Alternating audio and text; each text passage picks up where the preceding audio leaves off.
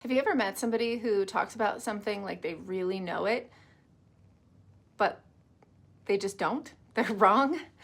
That's not just annoying, it's an actual psychological phenomenon, right? It's called the Dunning-Kruger effect. And it explains why often the least skilled people often think they're the best at what they do. So when someone doesn't know much about a subject, they also don't know enough to realize how little they know, right?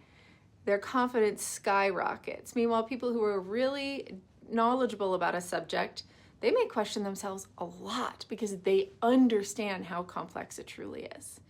And you can see this everywhere, at work, in relationships, online. It's like the people that are like, I could do that better. When they actually have zero clue of what the job actually takes. Maybe you've dated someone who had all kinds of opinions but no self-awareness.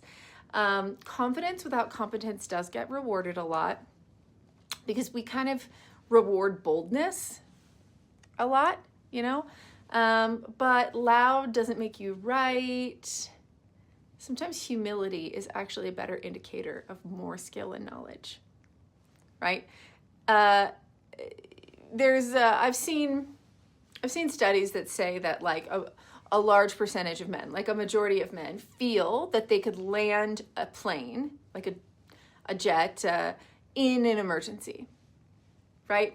And there's got to be some level of the Dunning-Kruger effect there because, when you feel like, yeah, I could do that, and maybe you could, but a pilot knows how hard it can be to fly a plane and be safe. They know how much work and hours go in to doing this job, right? So they probably wouldn't take it nearly as lightly as somebody who has no idea about flying planes, and they're like, I could do that, right?